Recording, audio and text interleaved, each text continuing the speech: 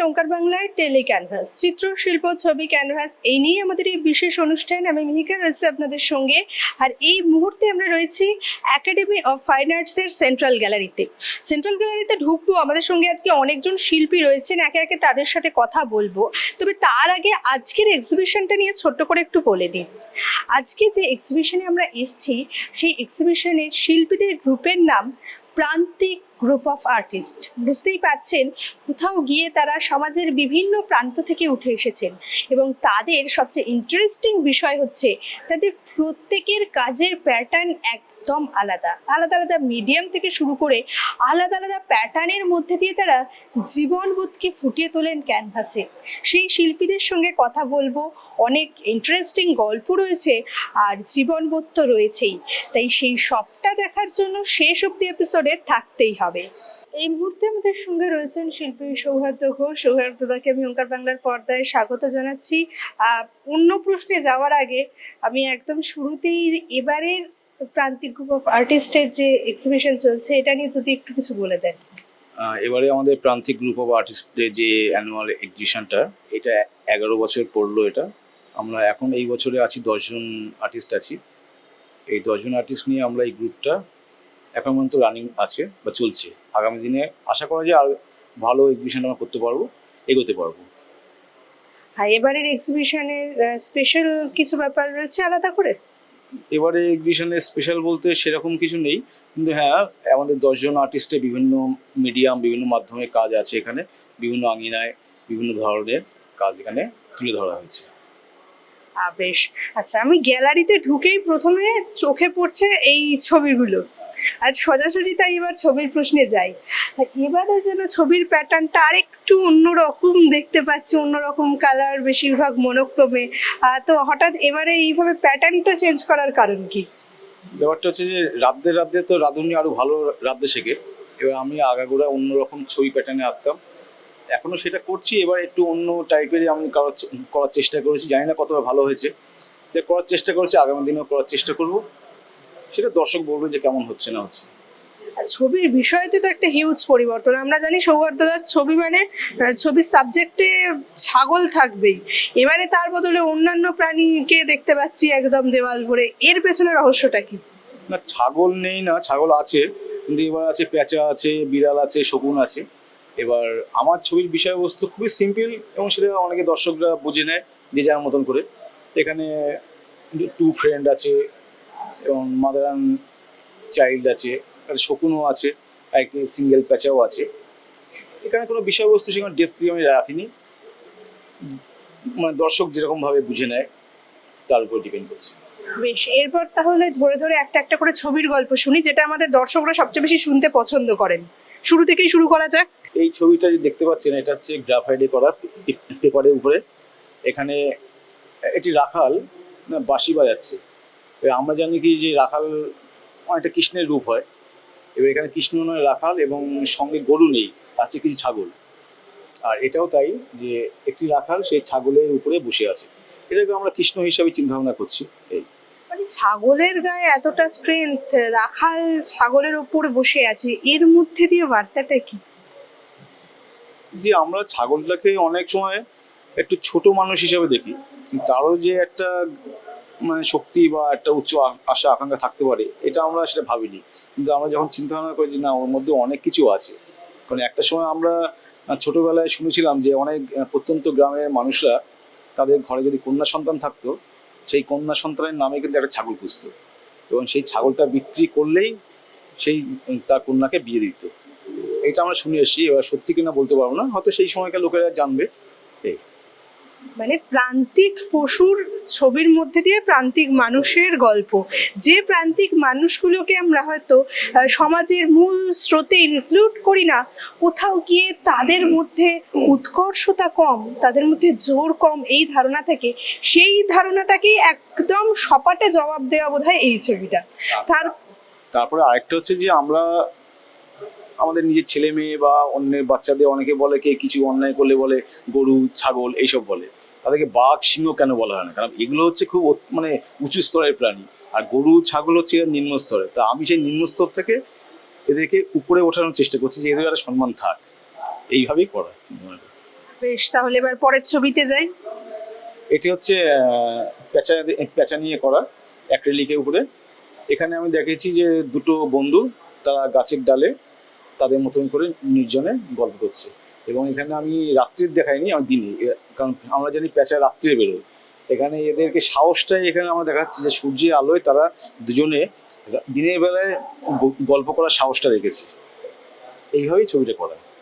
বেশ, আবারও কিন্তু সেই সহজ ছবির মধ্যে দিয়ে অত্যন্ত কঠিন উপলব্ধি, ভয়কে পেরিয়ে দিনকানা পেঁচা যদি দিনের আলোয় আড্ডা মারতে বেরোতে পারে, তাহলে আমরা মানুষরা কেন ভয়ের খোলসটা ছাড়তে পারবো না। এরপর দেখতে পাচ্ছি একটা বিড়াল, বিড়ালের পেছনে গল্প। বিড়ালের পেছনে সেরকম গল্প নেই।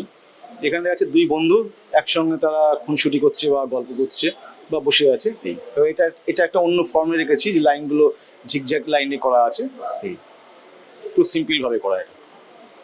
বেশ, আর এখানেও দুটো পেঁচা, এখানে দেখেছি মাদার অ্যান্ড চাইল্ড। এটাও সেই দিনের আলোয়, যে মা, আমরা আমরা জানি যে পেঁচা সাধারণত রাত্রিবেলা নিশাচর প্রাণী।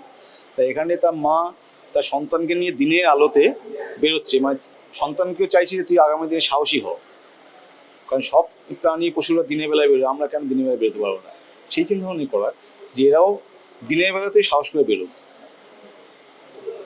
বেশ, এই সাহসের পরেই ঠিক দেখতে পাচ্ছি আর একটা শিকারী পাখি, যাকে কিন্তু আমাদের সোসাইটি একটু নিচু চোখে বলা কথা ভালো, একটু বেঁকা দৃষ্টিতে দেখে, তাকে এইভাবে তুলে ধরার কারণ কি?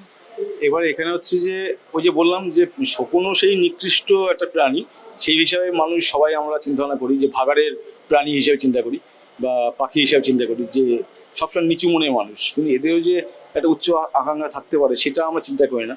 কেন চিন্তা করি না? কারণ এদের গলাটা যখন দেখা যাবে যে ওরা যখন উচ্চ আকাঙ্ক্ষা চিন্তা করে, গলাটা আরো লম্বা করে, মানে ও নিজেকে একটু উচ্চ মানে রাখতে যায়। আর যখন এরা গাছের ডালে বসে, একদম গাছের শীর্ষেই বসে, কিন্তু সেটা ও নিজেকে সবার উপরেই রাখে, কিন্তু আমরা তাকে মানে নিকৃষ্ট প্রাণী বা নিচু প্রাণী হিসেবে চিন্তা ভাবনা করি। সেটাই আমি ছবির মধ্যে রূপ দিয়েছি।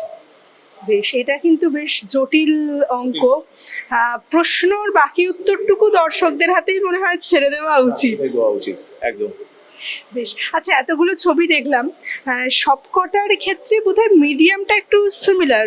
মেনলি কোন মিডিয়াম ইউজ করা হয়েছে? আমি একটা সময় অয়েলে করতাম, একচেটি অয়েলে করতাম। লকডাউনটা হওয়ার পর থেকে আমি অ্যাক্রিলিকটা করছি। আর অয়েল করবো না, তা না, অয়েল করবো আবার, ওটা একটা মজার সাবজেক্ট বা মিডিয়াম। আর অ্যাক্রিলিক করছি আমি, আর সেই সঙ্গে পেন্সিলও আছে, পেনও আছে, কিন্তু পেনটা দেইনি, আমি পেন্সিলটা দিয়েছি এখানে গ্রাফাইটে, এই। আগামীতে কি আরেকটু অন্য ধাঁচের কাজ দেখতে পাবো? আশা তো করছি যে অন্য রকম কাজ আমরা করতে পারবো, দেখা যাক যে কতদূর এগোতে পারি, কারণ সবকিছু তো শরীরের পারমিটের উপর ডিপেন্ড করে, বা পারিপার্শ্বিক চাপ, কতটা কি লড়াই করে আমি করতে পারবো, আশা করছি করতে পারবো। অনেক ধন্যবাদ সৌহার্দ্যদাকে। খুব স্বাভাবিক, খুব সাধারণ কিছু প্রাণী যারা আমাদের আশেপাশে সবসময় রয়েছে, তাদের মধ্যে দিয়ে কিন্তু সমাজের খুব গুরুত্বপূর্ণ কিছু বার্তা শিল্পী তুলে ধরেছেন তার ছবির মধ্যে দিয়ে। কোথাও গিয়ে তিনি কোথাও খুব স্বাভাবিক একটা নিরীহ প্রাণীর সাথে যেরকম আমাদের জীবনের তুলনা করে দেখিয়েছেন, সেরকম কিন্তু আরেকটা প্রাণীর মধ্যে দিয়ে আমাদেরকে কোথাও গিয়ে সাহস জোগাতে চেয়েছেন। আবার ওই যে শকুনের ছবিটা, কোথাও গিয়ে সমাজের কোনো রূঢ় বাস্তব, আমি কি ভাবছি আমাকে নিয়ে আর সমাজ কি ভাবছে আমাকে নিয়ে, সেই পার্থক্যটাকেও বেশ শক্তভাবে দেখিয়েছেন। এত সুন্দর ব্যাখ্যার পরে চালাতে থাকতে ইচ্ছা করে কথোপকথন। মনে হয় এই ব্যাখ্যাটা আরেকটু শুনি, তবে যেহেতু আমাদের সঙ্গে আজকে আরো শিল্পীরা রয়েছেন, তাই একে একে অন্য শিল্পীদের সাথেও কথা বলতে হবে। ইতিমধ্যেই আমাদের সঙ্গে দলের একজন শিল্পীর কথা হয়েছে, আর কিভাবে তিনি তার ছবির মধ্যে দিয়ে কিছু প্রান্তিক পশুকে তুলে ধরার মধ্যে দিয়ে প্রান্তিক মানুষের গল্প বলছেন, সেটাও আমরা শুনেছি। তবে এখন আমাদের সঙ্গে আরো শিল্পীরা উপস্থিত রয়েছেন, তাদের সাথে কথা বলবো আমি এখন। ওঙ্কার বাংলার পর্দায় স্বাগত জানাবো শিল্পী স্বপন রায়চৌধুরীকে। নমস্কার স্যার, ওঙ্কার বাংলার পর্দায় স্বাগত। আমি শুরুতেই যে প্রশ্নটা করব, গ্যালারিতে ঢুকেই আপনার ছবিতে যখন চোখটা পড়ছে, একদম পপ আর্টের ঝকমকে কালারটা প্রচন্ডভাবে চোখ টানছে, পার্টিকুলার এই ঘরানাটাকে চয়েস করার পেছনে কারণ কি? একটা সত্যি কথা বলবো, আমি রং নিয়ে খেলতে প্রচণ্ড ভালোবাসি, ঠিক আছে। আর সবচেয়ে বড় কথা, আমাদের জীবনের মানে এত ওঠা পড়া, হ্যাঁ, সেই ক্ষেত্রে এই রংটুকুকে যদি আমরা বাঁচিয়ে না রাখতে পারি, তাহলে বোধহয় আমাদের জীবনটা একদম অন্ধকার। আমি তো এইটা বিশ্বাস করি। অগত্যা আমরা যত কষ্টেই থাকি, যাই থাকি, হ্যাঁ, এই রংটাকে বাঁচিয়ে, শুধুমাত্র আমি তুলির রঙের কথা বলছি না, আমি জীবনের রঙের কথাও বলছি, সম্পর্কের রঙের কথাও বলছি, প্রকৃতির রঙের কথাও বলছি। সবটুকু রং আমি আমার ক্যানভাসের মধ্যে তুলে ধরতে চাই। বেশ, তাহলে এই রঙের মধ্যে দিয়ে ক্যানভাসে যে যে ফুটে উঠেছে একে একে সেই ছবির গল্পগুলো শুনি। শুরুতেই দেখতে পাচ্ছি, এবং এটা একটু মনোক্রোম্যাটিক দেখতে পাচ্ছি, এটা দিয়েই শুরু করা যাক। হ্যাঁ, এই ছবিটাতে আমি যেটা বলতে চেয়েছি, মানে সবচেয়ে বড় কথা হচ্ছে আমি একটু এবার নারীদের যে চিন্তন, সেটাকে আমি একটু তুলে ধরার চেষ্টা করেছি। এবং সেটা যখন মানুষ একান্তে থাকে, তখন তাদের মধ্যে হয় দুঃখ থাকে, দুঃখটা ভেসে ওঠে ক্যানভাসের মতো, আর নয় আনন্দটা ভেসে ওঠে, আর নয় তো কি হচ্ছে, সে একটা এমন একটা জিনিস ফিল করে যে ফিলটা অন্য কাউকে বোঝানো যায় না। ধরুন আমি গান গাইতে ভালোবাসি, হ্যাঁ, কিন্তু সবার সম্মুখে গান গাইতে পারি না। কারণ কেন? আমার গানের গলা ভালো নয়, আমার তাল ভালো নয়, সুর ভালো নয়, ছন্দ ভালো নয়, কিন্তু আমি বাথরুমে নিজের মতো করে গাইতে পারি। এখানে আমি সেটাই বুঝতে পেরেছি, আমি শুধুমাত্র নিজের একটা জায়গায়, সেটা হচ্ছে চান ঘরে। সেই চান ঘরে আমরা শুধুমাত্র নিজের, যেখানে আমার কোনো আবরণ নেই, কোনো কিচ্ছু নেই, কোনো বাধা বিঘ্ন কিচ্ছু নেই, শুধু আমি আমার মতো এবং আমার হৃদয় যা বলে সেটাই হচ্ছে আমার চান ঘরের গান। এটা বেশ, ঠিক এই চান ঘরের গানের পরেই দেখতে পাচ্ছি গানের ইনস্ট্রুমেন্ট নিয়ে ছবি, এবং সেখানে প্রচন্ড রকম রঙের খেলা। তো এখানে একদম পপ আর্টের এলিমেন্টের পাশাপাশি পপ মিউজিকের এলিমেন্ট যেন একসাথে হয়ে গেছে। এর পেছনে গল্পটা কি? একটু আগে আমি বলেছি, জীবনটাকে আমি শুধু রঙিন করে দেখতে চাই, হ্যাঁ, সেটা ওই নির্জনেই হোক আর বা সবার সম্মুখেই হোক। তা এই ক্ষেত্রেও মানুষের জীবনে একটা জিনিস আছে, যেটা হচ্ছে জাস্ট ধরুন আমি গান গাইছি, আমি কিন্তু এটা অডিয়েন্সে নয়। দেখুন এখানে দেখা যাচ্ছে আমার বক্ষ উন্মুক্ত সবটাই, কিন্তু আমি সবার সামনে তো এইভাবে গান গাইতে পারবো না। কিন্তু আমি বদ্ধ ঘরের ভেতরে নিজের মতো করে গান গাইতে পারবো, নিজের মতো করে মিউজিক বাজাতে পারবো, যেটা অন্য কাউকে ডিস্টার্ব করবে না, বা আমার মানে অভিজ্ঞতা নিয়ে কেউ প্রশ্ন তুলবে না, অথচ সমস্তটাই হবে রঙিন। এটাই হচ্ছে আমার এই গল্প। এবং সেই ক্ষেত্রে আমি একটা জিনিস বলতে চাই, যে এক্ষেত্রে একটু ওয়েস্টার্ন স্টাইলে কাজটা হয়েছে, কিন্তু তার একটাই কারণ, যে আমরা সাধারণত ইস্টার্ন ছবি নিয়ে কাজ করি, যেহেতু আমরা ইস্টার্ন এরিয়ার লোক আছি, কিন্তু আমাদের মধ্যে যে ওয়েস্টার্ন জিনিসটা একটা সুর তোলে, যেমন আমরা অজান্তে কিন্তু ইংরেজি গানও গাই, হিন্দি গানও গাই, সেটাই হচ্ছে আমি এটা বোঝাতে চেয়েছি। বেশ, এরপর বেশ একটা শহরের ছবি দেখতে পাচ্ছি, এবং সেখানেও রং ভর্তি। এই শহরের এই স্বপ্নময় রঙের ছবির পেছনে কি গল্প? এই ক্ষেত্রে আমি আপনাকে একটা প্রশ্ন করে বসবো, এই ছবিটা দেখে আপনার কি মনে হয়, যদি একটু বলেন আপনার ফিলিংসটা। কোথাও গিয়ে একটা শহর যে ইট কাঠ পাথরের বাইরে গিয়েও স্বপ্ন দেখছে, আমার চোখে এইটা ধরা পড়েছে, যেহেতু আমরা জানি স্বপ্নের রং রঙিন। আচ্ছা বেশ, কিন্তু আমার চিন্তাটা এটা নয়। আমার চিন্তাটা হচ্ছে একটা শহর যেটা ঝলমলে ঝকমকে, কিন্তু সেই শহরটাকে আমরা ঢেকে দিচ্ছি কি দিয়ে জানেন তো? আমাদের অজ্ঞতা দিয়ে, হ্যাঁ, নানা রকম পোস্টার ব্যানার দিয়ে তার মুখটাকে ঢেকে দিচ্ছে। এখানে দেখতে পারেন বড় বড় পোস্টার ব্যানার রয়েছে, ঠিক আছে, যেখান থেকে আমার শহরের ঘর বাড়ির থেকেও যেন সেটা হাইলাইট বেশি করা আছে, ঠিক আছে। এটা যে আগামী দিনে আমাদের একটা বেশ পরিণতির দিকে নিয়ে যাচ্ছে। দেখুন আপনি ছবিটা একটু লক্ষ্য করলে দেখবেন একটু কাত হয়ে গেছে বিল্ডিংটা, হ্যাঁ, এবং পাশেই জল। তার মানে কি হচ্ছে, আমরা ওই পরিণতির দিকে এগোচ্ছি। যদি এখনো সচেতন না হই, তাহলে আমাদের পরিণতি বোধহয় ওই সলিল সমাধি। এটাই হচ্ছে আমার এই ভাবনা।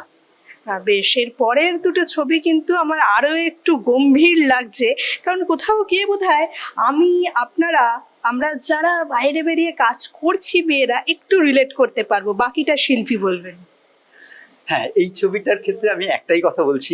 দেখুন ওই আমি একটু আগে বললাম না যে আমি নারী চরিত্রের মনন নিয়ে একটু কাজ করার চেষ্টা করেছি, এক্ষেত্রেও তাই। যখন আমি একান্তে থাকি তখন শুধুই মাত্র আমি, সেক্ষেত্রে আমার বসন ভূষণ এগুলো কোনো ব্যাপারই নয়, এটা আমার কোনো এফেক্ট করে না। সেই ক্ষেত্রে আমি যখন একা থাকি, আজকে আমরা এই যে চারিদিকে নারী স্বাধীনতা, নারীর অধিকার ইত্যাদি নিয়ে যেসব কথাগুলো বলি, যখন সেই মানুষটা একান্ত নিজেকে ভাবে, হ্যাঁ, শুধু নিজের করে ভাবে, তখন সে দেখতে পায় যতই আমরা স্বাধীনতার কথা বলি, কিন্তু একটা শৃঙ্খল কিন্তু আমাদের অজান্তেই আছে। বাড়ির বাইরে বেরোতে গেলেও এখন আমায় 10 বার ভাবতে হয়। একটা মা বাবা ভাবে সন্ধে হয়ে গেছে, মেয়েটা সুস্থভাবে বাড়ি ফিরবে তো, এই বার্ডেনগুলো আছে। এই বার্ডেনটাকে আমরা কিছুতেই উপেক্ষা করতে পারি না। হ্যাঁ, আর সেইগুলো এই ছবির মধ্যে দেখুন, কিছু কিছু শুকনো শুকনো গাছ আছে যেখানে বসে আছে মেয়েটা। এইগুলো আমাদের ঠিক সেই কাটার মতো বেঁধে জীবনে, যেগুলো প্রত্যেকটা বাবা মার বেঁধে। মেয়েটাও যখন একান্তে ভাবে যে হয়তো আমি স্বাধীনভাবে চলছি, কিন্তু রাত দুপুরে যখন একা পাকা রাস্তায় চলি, তখন এই কাঁটাগুলো আমাকে বেঁধে। এটাই আমি বলতে চাইছি এই ছবিটা। পরের ছবিটা বোধহয় একটু এর সাথেই রিলেটেড। পরের ছবিতে একটু অন্যরকম, যাই হোক তবুও খানিকটা হলেও। ছবিটার নাম দিয়েছি আমি ডিপ্রেশন।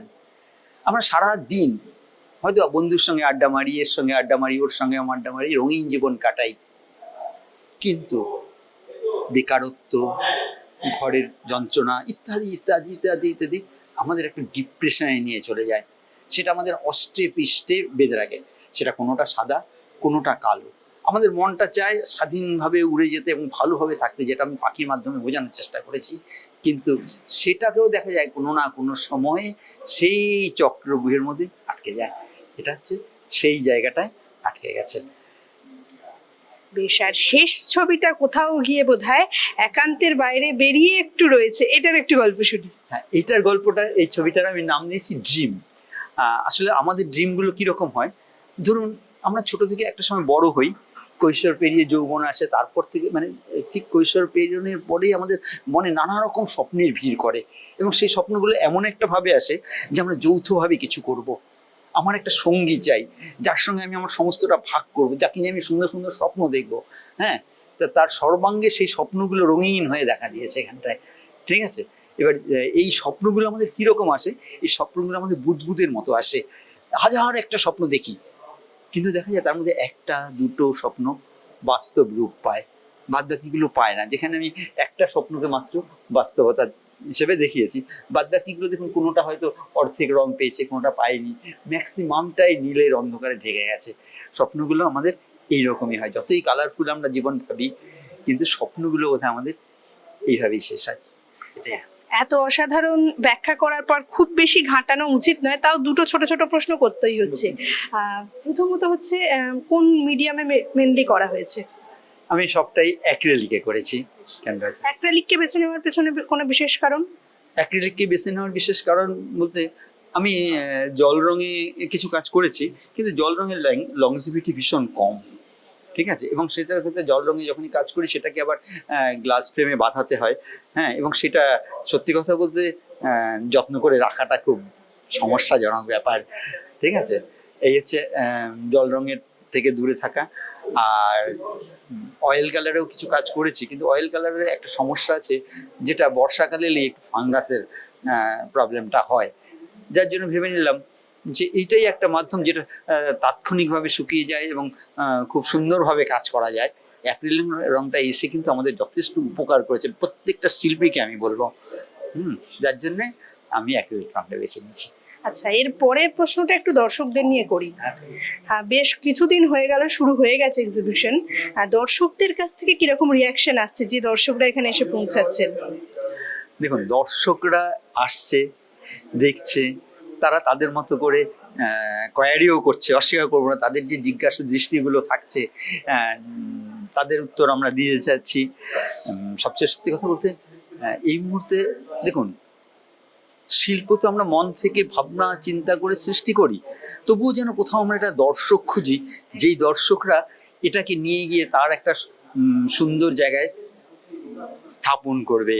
হ্যাঁ, আমরা সেই অলিন্দটা খুঁজি, কিন্তু সেই অলিন্দটা কলকাতায় খুব অভাব, খুব অভাব। অস্বীকার করবো না, আমরা এত বছর ধরে করছি তো সেই অলিন্দটা আমরা খুব কম পাচ্ছি। প্রচুর দর্শক আসছে, দেখছে, মন্তব্য করছে, কেউ কেউ দামও করছে, অসুবিধা নেই, কিন্তু বোধহয় কোথাও একটা জায়গায় গিয়ে তারা নিজেকে গুটিয়ে ফেলছে। আমরা হয়তো তাদের ড্রয়িং রুম অবধি পৌঁছতে পারছি না। সেটা কাজের জন্য বলবো নাকি অন্য কোনো কারণে বলবো জানি না, তবে কলকাতা ছাড়া অন্যান্য শহরে কিন্তু এর যথেষ্ট মানে দাম আছে, বিক্রি আছে, যেটা কলকাতার বাজারে একটু কম আছে। কিছুতেই এটা অস্বীকার করা যাবে না। একদমই, এটা সত্যি কথা বলতে খুব রূঢ় সত্যি। এবং আমাদের শিল্পীরা আমাদের সম্পদ, আর কোথাও গিয়ে এই সিচুয়েশনটার জন্য শিল্পীরা প্রচণ্ডভাবে বোধহয় ক্ষতিগ্রস্ত হচ্ছেন। কারণ দিনের শেষে পেটে ভাত সবার দরকার, আর একটা দুর্দান্ত শিল্পকর্ম তৈরি করতে গেলে তার পেছনেও কিন্তু নিতান্ত কম পরিমাণ অর্থ ঢালতে হয় না। যাই হোক, স্বপন স্যারকে অনেক ধন্যবাদ এত সুন্দর করে প্রত্যেকটা ছবির তাৎপর্য আমাদের কাছে তুলে ধরার জন্য, এত সুন্দর করে এত সহজ সরল ভাবে বেশ কিছু জটিল জীবনের অনেক জটিল অঙ্কের ব্যাখ্যা আমাদের বুঝিয়ে দেওয়ার জন্য। জীবনবোধ, সমাজের সমস্যা, প্রান্তিক প্রাণী, আর তার মধ্যে দিয়ে বলা প্রান্তিক মানুষের গল্প, এই অনেক কিছু আমাদের দুজন শিল্পী বলে গেলেন। আর তার সঙ্গে কিন্তু শেষে এটাও বলে গেলেন যে শিল্পীদের আর্থিক দিকের সমস্যাটা। কোথাও গিয়ে যে শিল্পীরা এতখানি এফোর্ট দিচ্ছেন সমাজটাকে আরো সুন্দর করে তোলার, কেন আমাদের শহর এখনো অবধি সেই শিল্পীদের জন্য একটা পর্যাপ্ত মার্কেট দিতে পারছে না, সেই শিল্পীদেরকে কেন পর্যাপ্ত আয়ের জায়গা দিতে পারছে না? এবার বোধহয় এই প্রশ্নটা তুলতেই হয়, এবং প্রশ্নটা শুধুমাত্র যারা বাজারের আধিকারিক তাদেরকে করার নয়, আমাকে, আপনাকে, আমাদের মতো সাধারণ মানুষদেরকেও এই প্রশ্নটা করা দরকার। কারণ কোথাও গিয়ে যে শিল্পীরা আমাদের সম্পদ, সেই শিল্পীদের অস্তিত্ব বাঁচিয়ে রাখার জন্য বোধহয় এবার এই মার্কেটটা তৈরি হওয়া ভীষণ গুরুত্বপূর্ণ হয়ে উঠেছে। তাই সেই নিয়েও এবার সাধারণ মানুষদের আওয়াজ তোলা দরকার। সবাই খুব ভালো থাকুন, আসছি পরের এপিসোডে আরও শিল্পীদের সঙ্গে। ততক্ষণ দেখতে থাকুন ওঙ্কার বাংলা। নমস্কার।